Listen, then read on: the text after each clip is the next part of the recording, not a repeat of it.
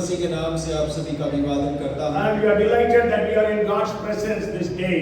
और हम बड़े आनंदित हैं क्योंकि हम परमेश्वर की उपस्थिति में आज के दिन में मौजूद We हैं। read from the book of Acts chapter 9. और हमने प्रेरित उसके 9वें अध्याय से पढ़ा है। Today I want to share with you about the prayer of Paul. और आज मैं पौलुस की प्रार्थना के बारे में आपसे साझा करना चाहता हूँ। Maybe you may remember I preached maybe a couple of years ago about prayers of Paul. और हो सकता है कि आपको याद हो कुछ वर्ष पहले मैंने पौलुस की प्रार्थनाओं के बारे में प्रचार किया But था। that was based upon his prayers for the different churches in the epistles that he has written. और वो जो संदेश था उसकी उन प्रार्थनाओं पे आधारित था जो उसने अपनी पत्रियों में अलग-अलग कलीसियाओं के लिए किया है। But today I want to share with you from the prayers of Paul in the book of Acts of the Apostles. और आज मैं प्रेरितों के काम में जो पौलुस की प्रार्थना है उसपे से आपको वचन साझा करना चाहता हूँ। We know the first century church was successful, effective, impactful. और हम इस बात को जानते हैं पहली सदी की कलीसिया प्रभावी थी, सामर्थ्यपूर्ण थी और बहुत प्रभाव को डालने वाली थी। So we have to learn from them what was the secret behind their success. और हमें इस बात को उनसे सीखने की आवश्यकता है कि यदि वो सफल हुए तो उनकी सफलता के पीछे क्या रहस्य था। Sure, they faced lots of opposition and persecution and martyrdom. और हाँ अवश्य है कि उन्होंने बहुत ज्यादा सताव को सहना पड़ा, उन्हें मार खाया, कई लोग उनके शहीद हो गए। I was surprised to see that about 11 prayers of Paul are written in the book of Acts. और मैं अचंभित हो गया कि प्रेरितों के काम में पौलुस की करीब 11 प्रार्थनाओं का जिक्र किया गया है। Okay, it doesn't have the words of his prayer, but it is having that he prayed. और देखिए वो वचन तो है लेकिन वहाँ लिखा हुआ है कि उसने प्रार्थना किया But है। in the book of the epistles, the prayers, what he prayed for, all those prayers are written. और वो पत्रियों के अंदर जो उसने प्रार्थनाओं को किया वो वहाँ पर उसका जिक्र किया गया है। Okay, so today we will just hear from the word of God about Paul's prayers. और आज हम परमेश्वर के वचन से पौलुस की प्रार्थना के बारे में सुनेंगे। And also let us also at the same time remember to pray that God will bless our prayers also in that same way. और उसी समय पर हम इस बात को भी प्रार्थना में रखें कि परमेश्वर हमारी प्रार्थनाओं को आशीष करे उसी आधार पर। And also if you see in the Gospels, 19 prayers of Jesus are recorded. और यदि आप सुसमाचार को देखते हैं तो उसके अंदर यीशु मसीह की 19 प्रार्थनाओं का जिक्र किया गया है। Maybe in the future I will share about those different prayers. और भविष्य में हो सके तो मैं उन प्रार्थनाओं के बारे में आपसे वचन को साझा And करूंगा। the first prayer of Paul is mentioned in the scriptures that we read, that is book of Acts chapter 9 verses 11 onwards. और देखिए जो पहली प्रार्थना है जो पौलुस की है वो उसका जिक्र जो है अभी हमने जो वचन पढ़ा 9 अध्याय उसके 11वें वचन से आगे भी उसका जिक्र किया गया Acts है। chapter 9 verse 11, God is talking to Ananias. और 9 उसके 11 में परमेश्वर अननियास से बात कर रहा है। And the last part of that verse says, he is praying. God is saying, Paul or Saul is praying. और देखिए यदि आप 11वें पद के आखिरी पद में आखिरी हिस्से में देखें तो लिखा हुआ है वो प्रार्थना कर रहा है, पौल या शाऊल प्रार्थना कर रहा है। God is testifying that Saul is praying. और परमेश्वर वहाँ इस बात की गवाही दे रहा है कि पौलुस प्रार्थना कर रहा है। If God is speaking about us to somebody else, और यदि परमेश्वर हमारे बारे में किसी और से बोलता है, will he say that so and so is praying? और जब वो इस बात को कहता है कि फला फला व्यक्ति प्रार्थना कर रहा है। Okay, and we all know the story. Paul was actually going to Damascus to arrest all the Christian believers. और हम पूरी कहानी को जानते हैं, पौल जो है वो दमिश्क में जा रहा था ताकि दमिश्क के सारे विश्वासियों को पकड़ सके। But on the way, Jesus confronted him. और उस रास्ते में यीशु मसीह से उसकी मुठभेड़ हो गई। And Jesus struck him blind. और यीशु मसीह ने उसे वहां पर अंधा कर दिया। And then he began to say, Lord, who are you? और वो कहने लगा, परमेश्वर आप कौन हैं? Then Jesus says, I am Jesus of Nazareth, whom you persecute. और तब यीशु ने कहा, मैं वो मसीह हूँ, नासरी हूँ, जिसे तू सताता है। Sure, Paul did not persecute Jesus Christ, but he was persecuting the church of Jesus Christ. और आप समझें कि पौल ने यीशु मसीह को सताव नहीं किया था, लेकिन यीशु मसीह की कलीसिया और विश्वासियों का वो सताव कर रहा था। Though Paul studied in Gamaliel's feet in Jerusalem, और पौलुस ने गमलियों के अधीनता में यरूशलेम में शिक्षा को प्राप्त किया था, never did Paul and Jesus meet each other. और लेकिन कभी भी यीशु मसीह से पौलुस की मुलाकात नहीं हुई। Maybe during the time of 3.5 years of Jesus' ministries, Paul had gone back to his native place. और हो सकता है कि यीशु मसीह के 3.5 साल की सेवकाई के समय में पौल अपने मातृभूमि में वापस चला गया। And here Paul, he lost his eyesight, but he did not complain or he did not blame God or blame Jesus for that. और ये यहाँ पौलुस की दृष्टि चली गई है और उसके दृष्टि खो जाने का दोष वो परमेश्वर पे यीशु मसीह पर नहीं लगा रहा But है। when he was praying to Jesus or praying to God, और वो यीशु मसीह से प्रार्थना कर रहा है, परमेश्वर से प्रार्थना कर रहा for है। 3 days and 3 nights. और 3 दिन 3 रात्रि वो प्रार्थना कर रहा है। Moreover, he was fasting 3 days and 3 nights. और उसके साथ में वो 3 रात 3 दिन उपवास में प्रार्थना कर रहा And है। because of that prayer, और उसकी प्रार्थना के कारण God sent Ananias to go and minister to Paul. और परमेश्वर ने हननिया को भेजा ताकि वो पौल की सेवकाई को करे। And with clear instructions, Jesus sent Ananias. और परमेश्वर ने स्पष्ट कारणों के साथ हननिया को पौल के पास में भेजा। My prayer is that as we pray, God will send an Ananias to us with specific instructions of what we need to do and what we need not do.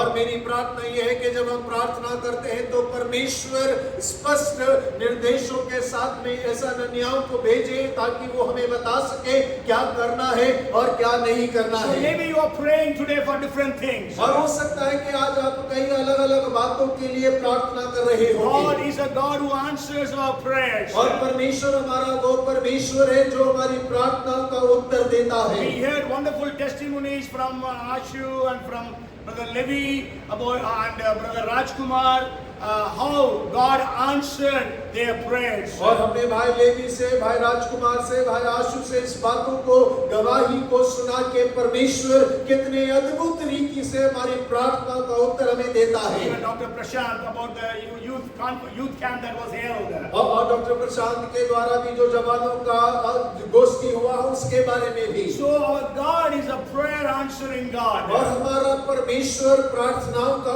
उत्तर देने वाला And परमेश्वर we है। have to understand our prayers are powerful. और हमें इस बात को समझने की आवश्यकता है कि हमारी प्रार्थनाएं सामर्थी प्रार्थनाएं हैं। You know, you may just pray some simple prayers, but that can release the power of God. और आप जानते हैं आप तो साधारण प्रार्थना करते होंगे, लेकिन वो प्रार्थनाएं परमेश्वर की अलौकिक सामर्थ को आजाद कर देती So the है। prayer of Paul made Jesus to come down to earth to meet with Ananias. और देखिए पौलुस की प्रार्थना इतनी प्रभावशाली थी कि उसने यीशु मसीह को कंबल कर दिया कि वो आके हननिया से उसके बारे में बातें करें। So when you and I pray, Jesus will come down and speak to a person about us and send them to us with a message. और देखिए जब आप और मैं प्रार्थना करते हैं तब यीशु उनको सुनकर उस व्यक्ति के पास उतरता है और हमारे उत्तर लेकर उस व्यक्ति को हमारे पास में भेज देता है। Hallelujah.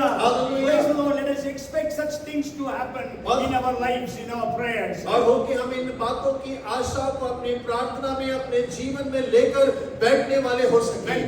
When Jesus told Ananias to go, Ananias was saying, Lord, it is not possible. और देखिए जब यीशु ने हननिया से कहा तो उसने कहा परमेश्वर यह संभव नहीं है। Because Ananias knew that Saul or Paul had come to Damascus to arrest each and every one of them. और क्योंकि हननिया जानता था कि सौल या पौल जो है वो दमिश्क में इसलिए आया है ताकि सभी विश्वासियों को पकड़कर वो कैद खाने में डाल दे। But then Jesus told Ananias, no, he is going to be a vessel chosen by me and he will be suffering persecution. और परमेश्वर यीशु मसीह ने उसे कहा कि नहीं घबराना नहीं कि अब वो मेरा चुना हुआ पात्र होगा और मेरे कारण मेरे नाम के लिए वो सताव को महसूस करेगा। And we know Paul was not baptized at that time. और हम जानते हैं कि उस समय पे पौल का बपतिस्मा नहीं हुआ And था Paul was not filled with the Holy Spirit. और पौलुस पवित्र आत्मा से परिपूर्ण नहीं था। So Jesus sent Ananias to go and baptize Paul. और यीशु मसीह ने हननिया को भेजा कि वो पौलुस का बपतिस्मा दे। And Jesus sent Ananias to Paul so that he can lead him into the baptism of the Holy Spirit. और यीशु मसीह ने हननिया को भेजा ताकि वो पवित्र आत्मा के बपतिस्मा में पौलुस की अगुवाई कर सके। And also to pray for him so that he can regain his eyesight. और इसलिए उसके लिए वो प्रार्थना करे ताकि वो दोबारा से अपनी दृष्टि को प्राप्त करने पाए। And also to prophesy over Paul about his future ministries. और उसके साथ में उसके भविष्य में होने वाली सेवकाई के बारे में भविष्यवाणी करे। So may God send an Ananias to you and to me with all these blessings. और हो के परमेश्वर आपके और मेरे पास में ऐसे हननियाओं को और सारी आशीषों के साथ में भेजने If you पाए। have not taken baptism as yet, decide to take baptism. और यदि आपने बपतिस्मा नहीं लिया है तो आप निर्णय ले बपतिस्मा लेने के If लिए। you have not been filled with the Holy Spirit, pray that God would fill you with His Holy Spirit. और यदि आपने पवित्र आत्मा को नहीं पाया है तो प्रार्थना करें कि परमेश्वर आपको पवित्र आत्मा से परिपूर्ण करने You पाए। are in need of a healing miracle. Pray to God that God will do that healing for you.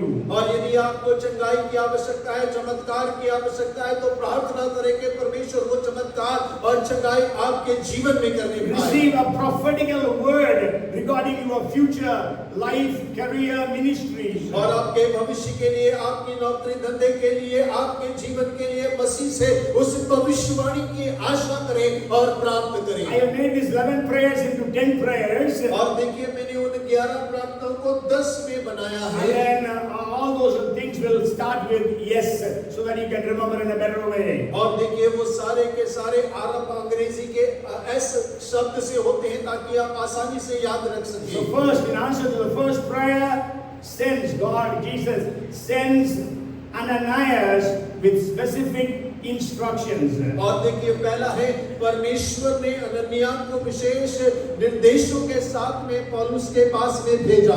Amen. Hallelujah. Hallelujah. May God answer our prayers in this way as well. और परमेश्वर हमारी प्रार्थनाओं को भी इसी प्रकार से उत्तर देने And the पाए। second prayer of Paul, और पौलुस की दूसरी प्रार्थना it is written in the 22nd chapter of Acts. और वो प्रेरितों के 22वें अध्याय में लिखी हुई है। And actually Paul is giving his testimony. और वहाँ पर पौल अपनी गवाही को बांट रहा है। And that time he shares about this event that took place in the beginning of his ministries. और वो वहाँ पर इस बात का जिक्र करता है जो उसके सेवकाई के आरंभ के समय में घटा था। From verse 1 of 22nd chapter to 21, he is giving his testimony. और देखिए पहले वचन से लेकर 22वें वचन तक वो अपनी गवाही को बांट रहा है। When we read Acts chapter 22 verses 17 and 18, और जब आप 22वें अध्याय उसका 17 और 18 वचन पढ़ते हैं, now it happened when I returned to Jerusalem and was praying in the temple that I was in a trance and saw him is Jesus, saying to me, make haste and get out of Jerusalem quickly, for they will not receive your testimony concerning me. जब मैं फिर यरूशलेम में आकर मंदिर में प्रार्थना कर रहा था तो बेसुध हो गया और उसको देखा कि वह मुझसे कहता है जल्दी करके यरूशलेम से झट निकल जा क्योंकि वे मेरे विषय में तेरी गवाही ना मानेंगे। And actually this event happened in the 9th chapter, soon after Paul's conversion. 9th chapter between verses 28 and verse 30. और देखिए ये घटना जो है वो 9वें अध्याय में 28 और 30 वचन के मध्य की है। Okay, but then it is written here because there it is not explained, but here Paul is explaining in his testimony. और यहाँ पर इसलिए लिखा गया है क्योंकि वो अपनी गवाही में इस वचन को विवरण से बता रहा है। Paul was actually preaching in Jerusalem that time. और पौल यरूशलेम में उस समय में प्रचार कर रहा But है। the people were so much anti-Paul, they wanted to kill him. और लेकिन लोग पौल इतने ज्यादा विरोधी हैं कि वो उसको मार डालना चाहते थे। And so Jesus came in a trance when he was praying. और जब वो प्रार्थना कर रहा था बेसुध हो गया तो परमेश्वर मसीह ने उसे दर्शन दिया। And then he tells him, leave at once from Jerusalem because they will not accept your testimony about me. और यीशु मसीह ने कहा जे यरूशलेम से जड़ से निकल जा क्योंकि वे मेरे विषय में तेरी गवाही को ना मानेंगे। And you know then Paul went back to Tarsus, his own hometown. और हम जानते हैं कि पौल जो है तरसुस में जो उसकी मातृभूमि है वो वहां पर चला गया। Paul was there for almost, we can say, about 10 years. और करीब 10 साल वो वहां पर रहा। Okay, anyhow, so what I want to say is when you pray, God can give you a trance. और जब आप प्रार्थना करते हैं हो सकता है कि आप बेसुध हो जाएं। So spiritual experiences you will receive in answer to prayer. The second thing is spiritual experience. और देखिए जो दूसरा विषय है वो है आत्मिक बल आप प्रार्थना में प्राप्त करेंगे। So when you pray, expect that God will give you a dream or a vision or even a trance. और जब प्रार्थना करते हैं तो इस आशा के साथ में परमेश्वर के सम्मुख में बैठे कि हो सकता है कि परमेश्वर आपको दर्शन दे, स्वप्न दे और आपसे बातें करे। In the entire Bible we can see only 2 people who had trance. और देखिए पूरे के पूरे बाइबल के अंदर में हम केवल 2 व्यक्तियों को पाते हैं जो बेशुद्ध होकर परमेश्वर के दर्शन को प्राप्त करते What हैं। happened when they were praying? और ये दोनों तब घटा जब वे प्रार्थना कर रहे थे। One is Paul, as we read here, और एक पौलुस है जो अभी हमने पढ़ा है। and the other was Peter in the 10th chapter of Acts. और दूसरा पत्र जो प्रेरितों के काम 10वें अध्याय में उसका जिक्र किया The गया है। first prayer, Paul was praying for 3 days and 3 nights. और पहली प्रार्थना वो 3 दिन 3 रात दिन प्रार्थना कर रहा है। And in the second prayer, maybe Paul might have prayed for a couple of hours, 1 hour, 2 hours, we don't know, maybe. और दूसरी प्रार्थना है हमें नहीं पता समय का, लेकिन हो सकता है 2 घंटा या 3 घंटा ही उसने प्रार्थना किया होगा। So may the Lord give us such spiritual experiences in answer to our prayer. और होके परमेश्वर हमें ऐसे आत्मिक मौकों को दे हमारी प्रार्थनाओं के समय में। You go home and read Acts chapter 22 verses 1 to 21. और आप घर जाके प्रेरित 22:1 से लेकर 22 तक जरूर पढ़िएगा। So that you can understand this matter better. और ताकि आप इस बात को और अच्छे से समझ पाएं। And then the third prayer of Paul, और पौलुस की तीसरी प्रार्थना, it is actually we can say third and the fourth when we read Acts chapter 13 verses 2 and 3. और जब हम प्रेरित उसका 13वां अध्याय उसका दूसरा और तीसरा वचन पढ़ते It हैं। says, as they ministered to the Lord and fasted, the Holy Spirit said, now separate to me Barnabas and Saul for the work to which I have called them. Then having fasted and prayed and laid hands on them, they sent them away. और जब वे उपवास सहित प्रभु की उपासना कर रहे थे तो पवित्र आत्मा ने कहा मेरे लिए बरनबास और शाऊल को उस काम के लिए अलग करो जिसके लिए मैंने उन्हें बुलाया है। तब उन्होंने उपवास और प्रार्थना करके उन पर हाथ रखकर उन्हें विदा किया। So the third thing is separates and strengthens for the ministries. और तीसरा है कि अलग करे और सेवकाई के लिए बल प्रदान करे। We know the church at Antioch was praying. और हम जानते हैं कि अंताकिया की कलीसिया प्रार्थना कर रहा था। And actually 5 leaders were praying. That's what we read in the first verse. और देखिए पहले वचन में हम पहले वचनों में पढ़ेंगे तो 5 अगुवे वहां पर प्रार्थना कर रहे हैं। As they were praying, और जब वो लोग प्रार्थना कर रहे the थे Holy Spirit said, separate Barnabas and Saul for the ministry. अब पवित्र आत्मा ने कहा कि साउल और बरनबास को सेवकाई के लिए अलग किया जाए। And then so they fasted again and they prayed and laid hands upon Saul and Barnabas and send them, strengthen them so that they could go out for ministry. और तब उन्होंने उपवास करके प्रार्थना करके उन पर हाथ रखकर उन्हें सेवकाई के लिए भेज दिया,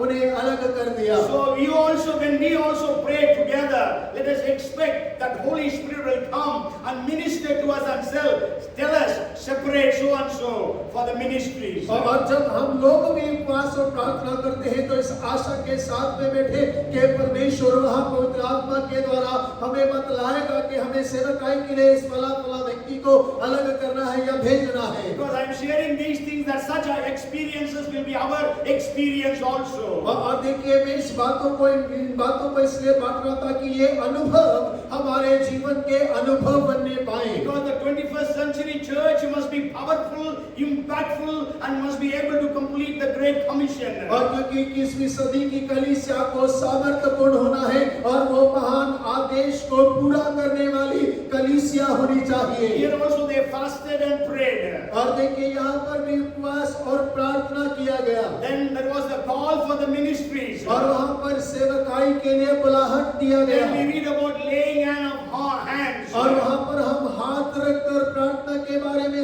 देखते हैं। And they were sent for the ministries. और वो सेवकाई के लिए उन्हें भेजा गया है। Such things must happen in every local church. और यही सारे कार्य हर एक स्थानीय कलीसिया के अंदर में होने चाहिए। The Antiochian church could send Paul and Barnabas into the ministry. और देखिए अंताकिया की कलीसिया बरनबास और सौल को सेवकाई में भेजने पाए। And you know those two were the great leaders of the church. और आप जानते हैं वो दोनों कलीसिया के बड़े अगुवे थे। Means 2 out of the 5 leaders were sent for ministry. और इसका अर्थ है कि 5 में से 2 सेवकों को सेवकाई के लिए भेज दिया गया। And also one more thing, out of the 11 prayers, और एक और बात 11 प्रार्थनाओं में से only 2 prayers are his personal prayers. और केवल 2 प्रार्थना ही उसकी व्यक्तिगत प्रार्थना है। That is what we read already in the 9th chapter as well as in the 22nd chapter.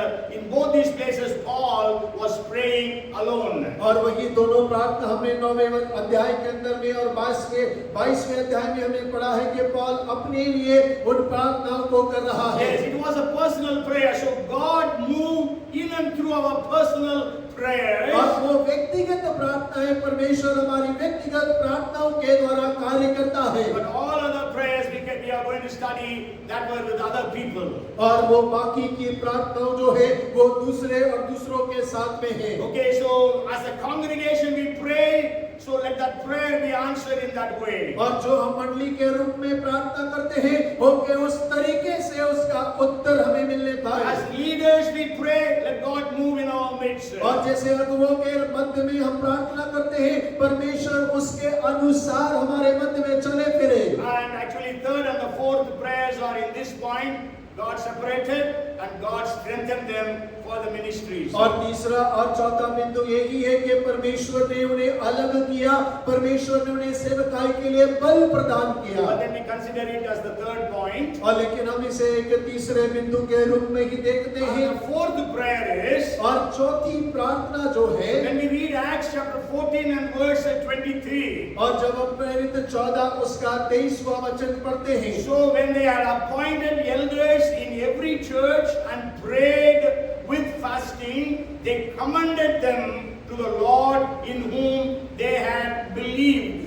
और उन्होंने हर एक कलीसिया में उनके लिए प्राचीन ठहराए और उपवास सहित प्रार्थना करके उन्हें प्रभु के साथ हाथ सौंपा जिस पर उन्होंने विश्वास किया था। So it was Paul who started supportive ministries. और ये वो पौल है जो सेवकाई को सहयोग देना आरंभ करता है। We all remember God gave such revelations to Paul about the church which none other of the apostles could have. और देखिए हम सब इस बात को जानते हैं कि परमेश्वर ने कलीसिया का ऐसा प्रकाशन पौलुस को दिया जो और किसी प्रेरित को नहीं मिला। And he uses again and again the word mystery. और देखिए वो बार बार रहस्य के शब्द का इस्तेमाल करता So है। we know even before that churches were established in Jerusalem, all over Judea and Samaria.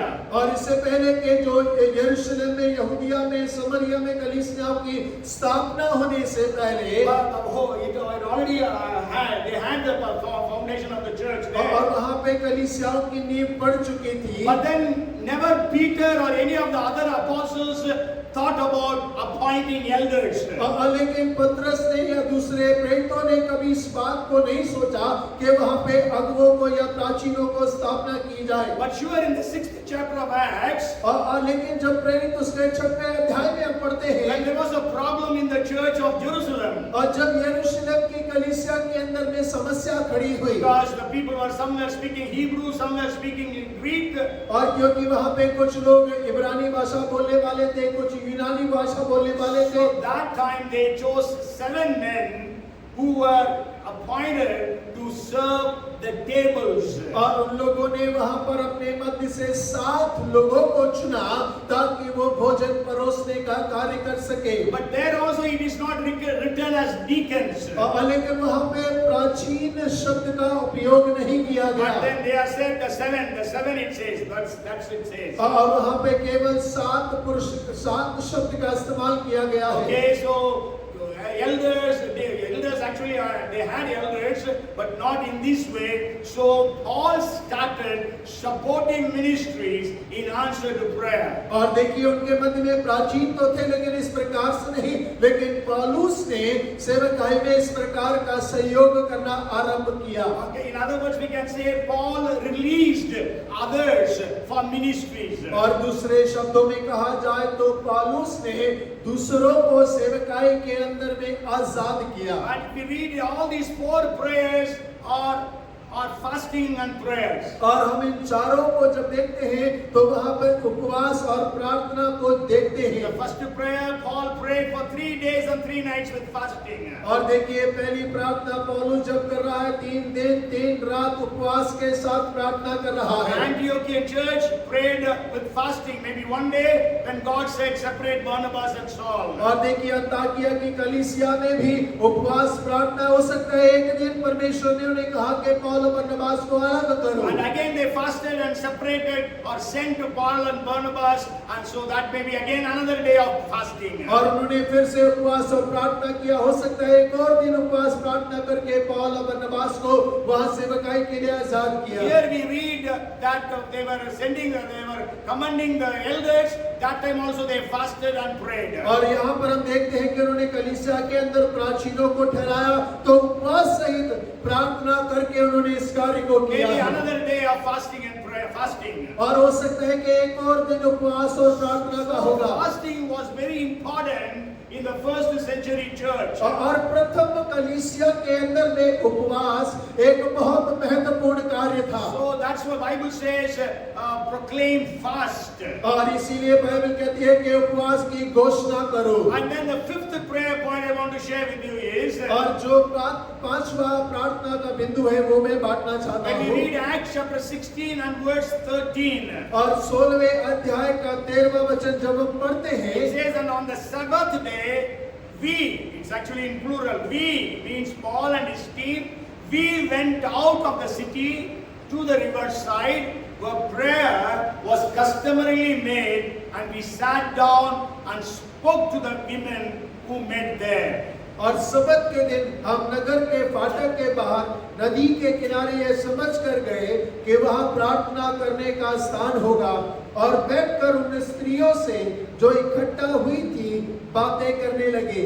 We know this is the first ministry of Paul in the continent of Europe. और देखिए हम इस बात को जानते हैं कि यूरोप प्रांत के अंदर में पौलुस का पहली सेवा यात्रा है। And he was in the city of Philippi. और वो फिलिपी शहर के अंदर में है। And as I already told you, for a synagogue, for a prayer house for the Jews, they need to have at least 10 Jewish men to start with. और देखिए, मैं पहले भी आपको बता चुका हूं कि यह एक आराधनालय जो यहूदी आराधनालय है, अगर उसको आरंभ करना है तो वहां 10 कम से कम 10 यहूदी पुरुषों का होना या इकट्ठा होना अवश्य है। If there are not 10 Jewish men, और यदि वहां पे 10 यहूदी पुरुष नहीं है, so whatever men and women they will gather in a riverside or a seashore, somewhere they will gather on Saturdays or Sabbath days and worship God. और यदि 10 पुरुष नहीं है तो फिर जो भी स्त्री या पुरुष वहां पर है तो वो या नदी के किनारे, समुद्र के किनारे, कहीं पर भी सबत के दिन में इकट्ठा होकर प्रार्थना करते हैं। So Paul went to that prayer meeting. और पौल उस प्रार्थना सभा के अंदर भी गया। So Paul prayed on the riverside. और पौल जो है नदी के किनारे प्रार्थना कर रहा है। So when you and I pray, और जब आप और मैं प्रार्थना करते हैं, if you read, it says the Lord opened Lydia's heart. और यदि आप पढ़ेंगे तो वह लिखा है कि लुदिया के हृदय को परमेश्वर ने खोल दिया। And also in answer to that prayer, God opened doors to preach the gospel. और ये प्रार्थना का उत्तर था कि परमेश्वर ने सुसमाचार सुनाने के लिए दरवाजों को खोला। If you read Colossians chapter 4, Paul says, pray for us that God will open doors of utterances. और यदि आप कोलोसियों के पत्री पढ़ेंगे तो वहां आप देखने पाएंगे कि हमारे लिए प्रार्थना करो ताकि हम यह के साथ में सुसमाचार को सुनाने पाएं। So you pray and God will open doors to preach the gospel. और आप प्रार्थना करें कि परमेश्वर आपके सुसमाचार सुनाने के लिए दरवाजों को खोले। Many times our prayers are just concentrated or focused around us and around our families. और कई बार हमारी प्रार्थनाएं जो हैं वो केवल हमारे इर्द गिर्द या हमारे परिवार के इर्द गिर्द ही होती है। We don't have a vision beyond that. और हमारे पास उसके बाहर का दर्शन नहीं होता है। So let us from today onwards pray that God will open doors to share the gospel. और होके हम प्रार्थना करेंगे परमेश्वर हमारे लिए आज से दरवाजों को खोले ताकि हम सुसमाचार सुनाने पाएं। To your relatives. और आपके रिश्तेदारों के As लिए। Brother Levi shared that God how opened the door to minister to his Moses family. और जैसे भाई लेवी ने हमें बताया कि परमेश्वर ने कैसा दरवाजा खोला कि वो अपने मसीह को सुसमाचार सुनाने पाए। How Brother Rajkumar could open the door, call him, invite all his relatives, and they could hear the gospel. और जैसे भाई राजकुमार ने अपने घर के दरवाजों को खोला, अपने रिश्तेदारों को बुलाया ताकि वो सुसमाचार को सुनने पाए। Okay, so God will open doors for us to share the gospel in our workplaces, in our neighborhoods. और परमेश्वर हमारे लिए हमारे पड़ोस में, हमारे कार्यस्थलों पे दरवाजों को खोलेगा ताकि हम सुसमाचार को सुनाने पाएं। And also God will open the hearts of people. और उसके साथ परमेश्वर लोगों के हृदयों को भी वचन सुनने के लिए खोलेगा। God opened the heart of Lydia. और परमेश्वर ने लुदिया के हृदय को खोला। Not only that, there will be salvation taking place. और केवल वहाँ पे उद्धार का कार्य ही नहीं होता। If you continue to read that passage, you can see that Lydia and her entire household were baptized. और यदि आप उसी अध्याय में आगे पढ़ेंगे तो आप पढ़ पाएंगे कि लुदिया उसके घराने ने बपतिस्मा भी लिया। As I told you, whenever you read a household in the New Testament, और मैंने जैसे आपको पहले बताया जब नए नियम में आप घराने शब्द को पढ़ते हैं, it means husband, wife, children, parents, brothers, sisters, and even slaves and servants of that family. और इसका मतलब होता है पति पत्नी, बच्चे, माता पिता, भाई बहन, सारे रिश्तेदार और यहाँ तक के उस घर के अंदर जितने गुलाम हैं वो सब उसमें आते हैं। And Lydia was a very rich lady. Sure, she would have had a lot of slaves and servants. और देखिए लुदिया जो है एक धन संपन्न परिवार से आती है, हो सकता है उसके घरों में कई गुलाम होंगे और बहुत सारे लोग होंगे। And not only that, we know that there was a church that was established in Philippi. और इतना ही नहीं, हम इस बात को भी पढ़ते हैं कि फिलिपी में एक कलीसिया का रोपण भी होने पाया। So if you read at chapter 4 and verse 2 of Philippians, it says about two women, Euodia and Syntyche, and they were co-workers with Paul. और देखिए फिलिप्पी 4 उसके दूसरे वचन में पढ़ेंगे तो वहां दो स्त्रियों के नाम दिए गए हैं जो पौलुस के साथ में सहकर्मी थे.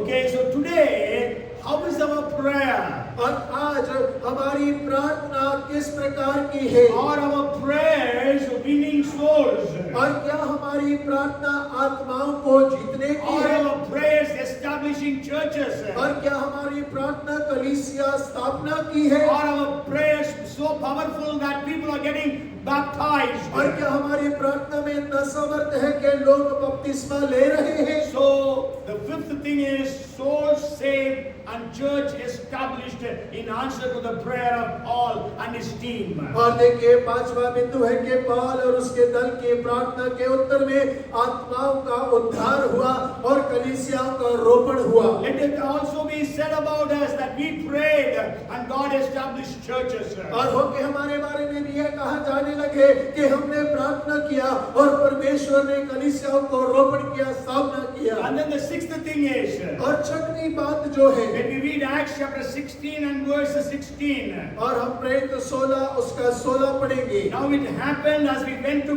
prayer that a certain slave girl possessed with the spirit of divination met us, who brought her masters much profit by fortune telling. जब हम प्रार्थना करने की जगह जा रहे थे तो हमें एक दासी मिले जिसमें भावी कहने वाली आत्मा थी. वह भावी कहने से अपने स्वामी के लिए बहुत कुछ कमा लाती थी. And the 17th verse says, she said, these are the servants of the Most High God, and they will tell us the way of salvation. और देखिए 17 वचन में लिखा है, ये मनुष्य परम प्रधान परमेश्वर के दास है जो हमें उद्धार के मार्ग की कथा सुनाते हैं. Hallelujah! Hallelujah! Means our prayer must be so powerful that demon-possessed people will be able to identify or recognize who we are. और देखिए हमारी प्रार्थनाएं इतने सामर्थ्यपूर्ण होने चाहिए कि दुष्ट आत्मा ग्रसित व्यक्ति हमें समझने पाए कि हम कौन हैं. Since I was preparing this message, I have been praying, और जब मैं संदेश को तैयार कर रहा था तो मैं प्रार्थना कर रहा था, Lord, all the demon-possessed people in the city of Bhopal, let them come to the church and get delivered. और मैं प्रार्थना कर रहा था परमेश्वर भोपाल शहर के जितने दुष्ट आत्मा ग्रसित लोग हैं वो कलीसिया में आने पाए और छुटकारा पाने पाए. You know, when Jesus went into Gadarene, और जब यीशु मसीह गदरीन शहर के अंदर में गया, there was a man who was demon-possessed, who was having actually 6,000 demons. और वहां पर एक व्यक्ति था जिसके अंदर में करीब 6,000 दुष्ट आत्माएं थी. And he came to Jesus. और वो यीशु मसीह के पास में आता है. So when we go on the roads, also let the demon-possessed people come to us. और जब हम सड़कों पे जाते हैं होने दें कि दुष्ट आत्मा ग्रसित हमारे पास में आकर्षित होने पाए. So people who are demon-possessed, bound by the witchcraft and all other different things, let them come and get delivered in the name of Jesus. और होके सभी लोग जो दुष्ट आत्मा ग्रसित हैं, जादू टोने में फंसे हैं, वो यीशु के पास में आए और यीशु मसीह के नाम से आजाद होने पाए. So the Paul's prayers set the demon-possessed girl free. और पौलुस की प्रार्थना ने उस दुष्ट आत्मा ग्रसित लड़की को आजाद कर दिया. Our prayers can set the demon-possessed free. और हमारी प्रार्थनाएं दुष्ट आत्मा ग्रसित लोगों को आजाद कर सकते I हैं. heard about a man in Tamil Nadu those days. और उन दिनों में मैंने एक व्यक्ति के बारे में सुना जो तमिलनाडु में था. When he used to conduct a crusade in a city, और जब वो शहर के अंदर में महासभा का आयोजन करता, all the demon-possessed people of that city will roll to that ground. और सारे के सारे दुष्ट आत्मा ग्रसित लोग उस मैदान के अंदर में उल्टाइयां मारने लग जाते. Okay, and they used to get delivered. और वो लोग आजाद हो जाते. So let us have the power, because Jesus said, in my name you will cast out demons. और देखिए यीशु ने कहा कि तुम मेरे नाम से दुष्ट आत्माओं को निकालोगे तो आपके प्रार्थना में सामर्थ होगा. And then I am going actually rushing. The seventh point is, और सातवां बिंदु जो है, when we read Acts chapter 16 and verse 25. और 16 के 25वें पद को जब हम पढ़ते But हैं, at midnight, Paul and Silas were praying and singing hymns to God, and the prisoners were listening to them. और आधी रात के लगभग पौलुस और सिलास प्रार्थना करते हुए परमेश्वर के भजन गा रहे थे और कैदी उनकी सुन रहे थे। Okay, so here we know this story very, very well.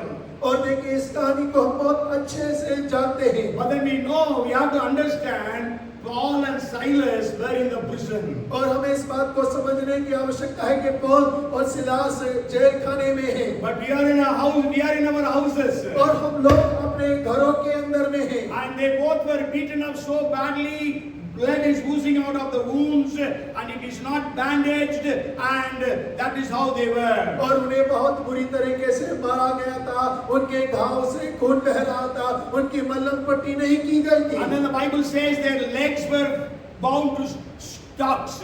और बाइबल कहता है कि उनके पांव काठ में ठोके गए थे। That means, you know, there used to be two holes in which they will insert the legs, and that means it will be your legs will be to the far part, and that is the position you will be when you are in the prison. और देखिए ऐसा था कि लकड़ी के अंदर दो छेद होते थे जिसमें उनके पांव डाल दिए जाते, पांव खुल जाते थे और बड़ी बेरहमी से उन्हें वहां पर जेल खाने में रखा गया। Means it will be very painful in that stocks. और इसका अर्थ ये है कि वो बड़े दर्द में वहां पर उस परिस्थिति में हैं। They were beaten up, so pain because of that. और बहुत दर्द है क्योंकि बहुत मार पड़ी है। Pain because of the legs kept apart in the stocks. और उनके पांव फंसे हुए हैं और इसीलिए दर्द हो रहा In होगा। that situation, they were praying and praising God. और उस परिस्थिति के अंदर में वो परमेश्वर के भजन गा रहे हैं और प्रार्थना कर रहे They हैं। did not complain.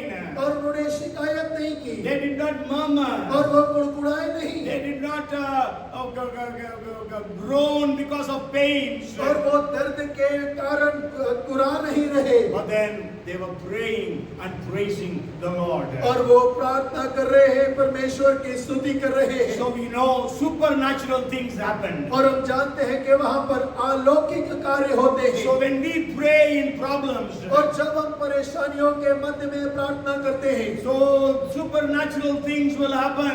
और अलौकिक कार्य वहाँ पर होने लगेंगे। And we know that there was a earthquake. और हम जानते हैं वहाँ पर गुड़ोल हुआ। And the foundations of the prison were shaken. और हम इस बात को भी पढ़ते हैं कि जेल खाने की नींव तक हिल गई। All the doors of the prison were opened. और जेल खाने के सारे दरवाजे खुल गए। And not only Paul and Silas's, but all the prisoners' chains were broken. और केवल पौल और सिलास की नहीं, लेकिन हर एक कैदी की जंजीरें वहाँ पर टूट गई। So when we are able to pray in such a way, और जब हम इस प्रकार की प्रार्थनाओं को कर पाते हैं, even all our neighbors will be set free. और हमारे सारे पड़ोसी भी आजाद हो जाएंगे। Let our prayers be so powerful. और हो के हमारी प्रार्थना इतनी सामर्थ्य When होने we पाए। gather in houses for prayer, और जब हम एक साथ में प्रार्थना के लिए इकट्ठा होते then हैं, let us pray, Lord, all our neighbors must be set free. और हम प्रार्थना करें कि परमेश्वर हमारे सारे पड़ोसी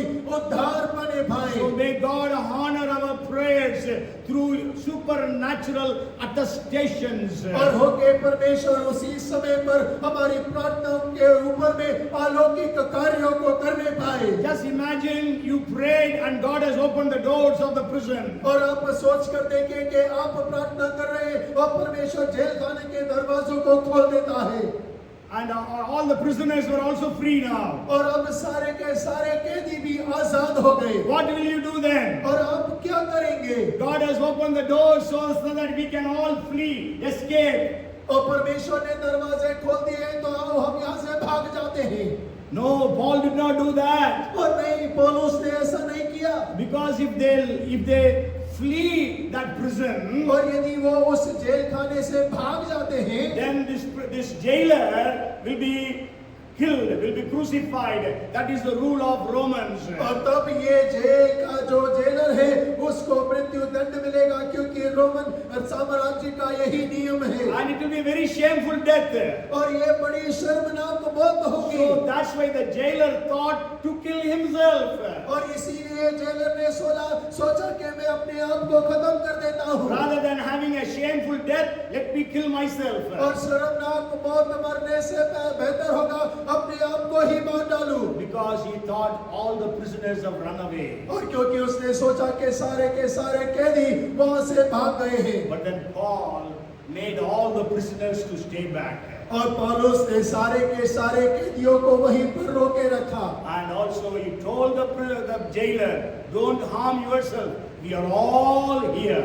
और उसने दरोगा से कहा कि आप अपने आप को हानि ना पहुंचाएं क्योंकि हम सब यही हैं, भागे नहीं हैं। And that night he could preach the gospel to the jailer and his family. और वो दरोगा को उसी रात्रि उसके परिवार समेत सुसमाचार सुनाने पाया। And they were all baptized the same night. और उसी रात्रि को उन्होंने घराने समेत बपतिस्मा लिया। Hallelujah. Hallelujah. My prayer is, when will our prayers have such impact in the city of Bhopal, in this nation of India? और मेरी प्रार्थना है कि कब हमारी प्रार्थनाएं भोपाल शहर में और हमारे देश के अंदर में इतना प्रभावी हो जाएंगी। I am sharing all these things because we have to experience all these things in and through our lives. और मैं इन सारी बातों को इसलिए बांट रहा हूं ताकि हम अपने जीवन के अंदर में और जीवन के द्वारा इन बातों का अनुभव करने पाएं। That's why the first century church was powerful, impactful, and they could complete the Great Commission. और यही कारण था कि प्रथम कलीसिया इतना सामर्थी था, प्रभावशाली था और वो राज्य को बढ़ाने पाया। But we, with all our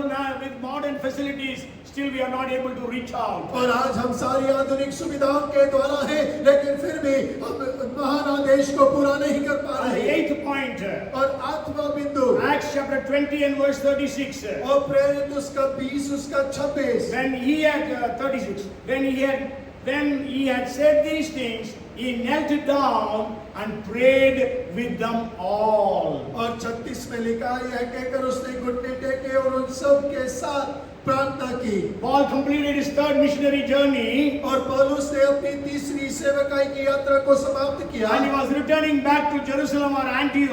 और वो अंताकिया और यरूशलेम में वापसी कर रहा है। And on the way he came to a place called Miletus. और वो मिलेतुस नामक एक स्थान पर पहुंचता है। And Miletus was just 72 kilometers away from Ephesus. और इफिसुस से 72 किलोमीटर दूर ही मिलेतुस शहर है। So Paul, what he did was he sent messengers to call for all the elders of the Ephesian church. और उसने संदेश को भेजा कि इफिसुस कलीसिया के सारे प्राचीनों को और अगुवों को इकट्ठा किया जाए। Okay, so they were all brought in here. और वो सारे के सारे वो यहाँ आते The हैं। historians say it would have taken at least 4 days for them to come. और इतिहासकार कहते हैं कम से कम 4 दिन उन्हें वहां पर पहुंचने में लगे। And Paul gave the farewell speech to the people, to the elders of the Ephesian church. और पौलुस ने इफिसी कलीसिया के प्राचीनों को अंतिम संदेश वहां दे रहा है। Acts chapter 20 verses 18 to 35 we read about it. और देखिए 20 के 18 से 35 तक हम इस बात को पढ़ते हैं। And after that Paul prayed with them in the 36th verse. और 36वें वचन पर पौलुस वहां घुटने टेक कर प्रार्थना कर रहा है। Paul shared his burden with the people of Ephesus. और पौलुस अपने बोझ को इफिसी कलीसिया के लोगों के साथ में बांट रहा है। He was sharing how he ministered in the city of Ephesus. और वो इस बात को बांट रहा है कि कैसे उसने इफिसस शहर में सेवकाई को किया। So that they will continue to pray for him and pray for the church. और ताकि वो लोग वहाँ के लोगों के लिए कलीसिया के लिए प्रार्थना करते रहे। So that they will be able to build the church of Ephesus. और ताकि वो इफिसस कलीसिया का निर्माण करने पाए। You know, Jesus shared his burden with Peter, John and James. और हम जानते हैं कि यीशु मसीह ने पतरस के साथ, यूहन्ना के साथ, याकूब के साथ में अपने बोझ को बांटा। When he was in Gethsemane. और जब वो गतसमनी के बाग में था, But then they 3 were sleeping. और लेकिन वो 3 जन सो गए। 3 times Jesus comes, all the 3 times they were sleeping. और 3 बार यीशु मसीह आता है और तीनों बार उन्हें सोया हुआ पाता But है। here Paul is sharing his burden to the Ephesian elders. और यहाँ पर पौलुस इफिसियों के प्राचीनों के साथ अपने बोझ को साझा कर रहा है। And they were all emotionally charged. और वो सारे के सारे भावनात्मक रूप से प्रभावित हो गए। And the 9th prayer. और 9वीं प्रार्थना, Okay. Acts chapter 21 and verse 5. और 21वें अध्याय में हम 5वें वचन में पढ़ते हैं। Then we had come to the end of those days, we departed and went on our way, and they accompanied us with wives and children till we were out of the city, and we knelt down on the shore and prayed. और जब एक दिन पूरे हो गए तो वहां से चल दिए और सबने स्त्रियों और बालकों समेत हमें नगर के बाहर तक पहुंचाया और हमने किनारे पर घुटने टेक कर प्रार्थना की। अच्छा, किनारे लिखा है seashore. They were praying in the seashore. और वो समुद्र के किनारे पर प्रार्थना करते So what हैं। we can find is Paul was praying in the seashore. Paul was praying on the riverside. He was praying in the house. He was praying in the prison. Means he was praying everywhere. और हम यहाँ पे क्या पाते हैं कि पौल समुद्र के किनारे प्रार्थना कर रहा है, शहर के बाहर प्रार्थना कर रहा है, जेल में प्रार्थना कर रहा है। वो हर जगह जहाँ पर वो पहुँचता है वहाँ पर वो प्रार्थना कर रहा He है। prayed in the temple. He prayed in the city. He prayed in the island. और उसने मंदिर में प्रार्थना किया, उसने शहर में प्रार्थना किया, उसने द्वीप पर प्रार्थना किया। And he says in 1 Timothy 2:8, all you men lift up your holy hands and pray everywhere. और वो पहले तिमोथी 2:8 वचन में कहता है कि हर एक पुरुष अपने पवित्र हाथों को उठाकर प्रार्थना करे। Okay, the last point I want to share and finish for this day. और आखिरी बिंदु जो बांटकर मैं समाप्त करना चाहूंगा If you आज read के- Acts chapter 28 and verse 8, और जब 28 उसके 8 को आप पढ़ते and it हैं, happened that the father of Publius lay sick of a fever and dysentery. Paul went in to him and prayed, and he laid his hands on him and he healed him. और पुबलियस का पिता ज्वर और आवे लहू के रोग से पड़ा था, अतः पौलुस ने उसके पास घर में जाकर प्रार्थना की और उस पर हाथ रखकर उसे चंगा किया। So sick are healed when we pray. और जब हम प्रार्थना करते हैं तब लोग बीमार चंगे हो जाते हैं। Bold, be bold to pray for the sick people. और बीमार लोगों के लिए हिम्मत से प्रार्थना करें। Don't be afraid, oh, if I pray, if that person die, what will happen? और डरे नहीं, जब मैं प्रार्थना करूंगा यदि वो मर गया तो क्या होगा। But pray, because your job and my job is to pray. God's job is to heal. और देखिए, आपका कार्य, मेरा कार्य केवल प्रार्थना करना है, परमेश्वर का काम चंगा करना है। So when Paul prayed there and that man was healed. और पौलुस ने वहां प्रार्थना किया और वो व्यक्ति वहां चंगा हो And गया। all the islanders, all those who were sick, they were brought to Paul and he prayed for every one of them and every one of them were healed. और उस द्वीप के सारे बीमारों को उसके पास लाया गया, उसने प्रार्थना किया और वे सब चंगे हो गए। So may all the sick people in Bhopal get healed. और होके भोपाल के सारे बीमार लोग चंगे हो जाएं। Hallelujah. Hallelujah. Let us believe and let us trust upon the Lord, because Jesus said, you shall lay hands upon the sick and they shall recover. और होके हम ऐसा विश्वास करें और प्रार्थना करें कि यीशु ने कहा है कि तुम बीमार पर अपना हाथ रखोगे और वे चंगे हो जाएंगे। Do we have such testimonies? और क्या हमारे पास ऐसी गवाहियां हैं? May God help every one of us to see such testimonies, some such miracles happen through our prayer life. और होके परमेश्वर हम सबकी सहायता करे कि हमारी प्रार्थना जीवन के द्वारा ऐसी गवाहियों को हम देने और सुनने पाएं। May the Lord teach us to pray such prayers. और होके परमेश्वर ऐसी प्रार्थना करना हम लोगों को सिखाने पाए। Maybe you can, when it is uploaded, you watch this message. और जब ये YouTube पे डाला जाता है, आप दोबारा से संदेश को सुनिएगा। God will send Ananias for you. और परमेश्वर हननिया को आपके लिए भेजे। You will have spiritual experiences. और आपके पास आत्मिक माहौल आपका होने को God will separate and strengthen us for ministries. और परमेश्वर आपको अलग करे, सेवकाई के लिए बल प्रदान You will करे start supporting ministries. और आप सेवकाई का सहयोग करना आरंभ Your करें prayers will save the people. और आपकी प्रार्थना लोगों का उद्धार करे Your prayer will set the demon possessed people free. और आपकी प्रार्थना दुष्ट आत्मा ग्रसित लोगों को आजाद करे Your prayers will make supernatural things happen. और आपकी प्रार्थना अलौकिक कार्यों को करने पाए। You will be able to share your burdens to people who are praying for you and praying with you. और आप अपने आत्मिक बोझ को उन लोगों के साथ में बांटने पाए जो आपके लिए और आपके साथ में प्रार्थना करते हैं। Have seashore prayer.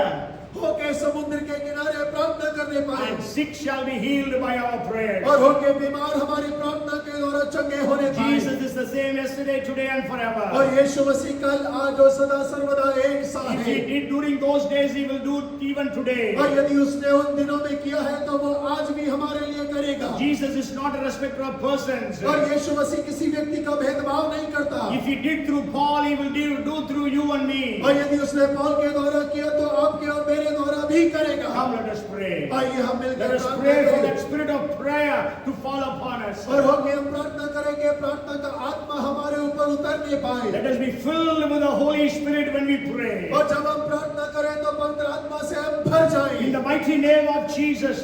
और यीशु के सामर्थी नाम God, में। we thank you so much for the wonderful prayer life of Paul. और परमेश्वर और पौलुस के उस प्रार्थना के अद्भुत जीवन के लिए आपका धन्यवाद करते हैं। Revive our prayer lives. और हमारी प्रार्थना जीवन को एक बार फिर से Through नया our कर। prayers, let great, mighty, marvelous, supernatural things happen, we pray. और परमेश्वर हम प्रार्थना करते हैं कि हमारी प्रार्थना के द्वारा अलौकिक अद्भुत चमत्कार और चिन्ह घटने पाए। Souls be saved, churches be established. और परमेश्वर आत्माएं बच जाए, कलीसियाओं का रोपण होने पाए। We are careful to give you the glory and the honor. और परमेश्वर बड़े ध्यान के साथ में हम सारा आदर और महिमा आपको देते Through हैं। our prayers, all the sick in Bhopal be healed. और हमारी प्रार्थना के द्वारा भोपाल के हर एक बीमार चंगे होने Through पाए। our prayers, all those demon-possessed people in Bhopal be delivered. और परमेश्वर हमारी प्रार्थना के द्वारा भोपाल के हर एक दुष्ट आत्मा ग्रसित लोग आजाद होने We पाए। thank you and we praise you. प्रभु हम आपका धन्यवाद करते हैं और आपको स्तुति करते हैं। In the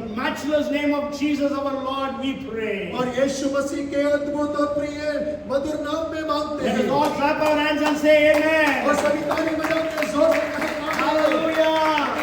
Amen. May the grace of our Lord Jesus Christ, the love of our Heavenly Father, and the fellowship of the anointing and the power and the gifts of the Holy Spirit be upon us, upon our prayer lives, now and forevermore. Amen and amen. Bolo Prabhu Yeshu Masih ki